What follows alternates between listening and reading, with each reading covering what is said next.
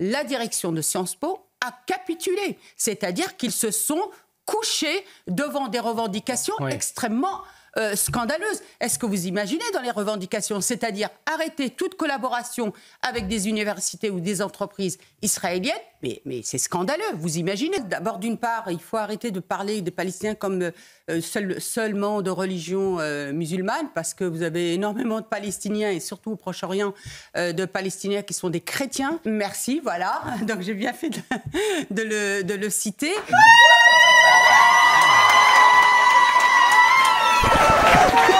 Naïma.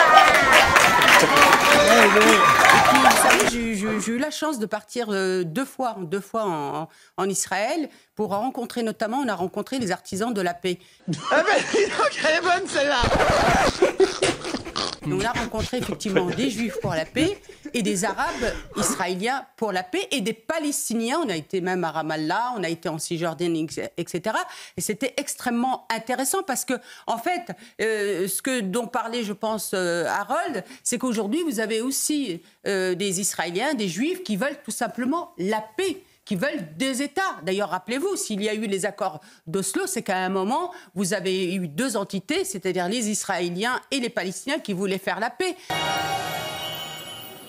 Et le César de la meilleure actrice est attribué à... Netanyahou s'est trouvé un allié de poids, si je puis dire, avec le Hamas, qui voulait s'asseoir sur les accords d'Oslo. Pas toucher les enfants! Pas toucher les enfants! Il faut le rappeler. Si vous reprenez aussi la charte du Hamas qui voulait la destruction d'Israël, qui voulait plus aucun juif en Israël, et en fait, ça arrangeait bien Netanyahou qui voulait absolument pas de deux États. Je mangeais plus de putes! Et ils ont demandé aussi l'expulsion d'étudiants israéliens.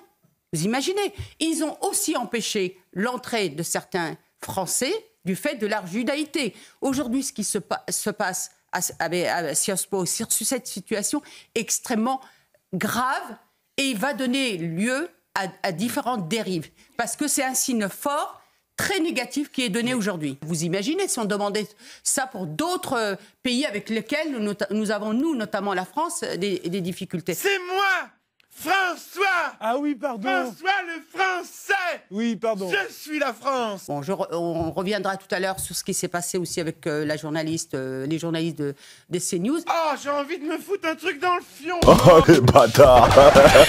Joker fort, il me casse.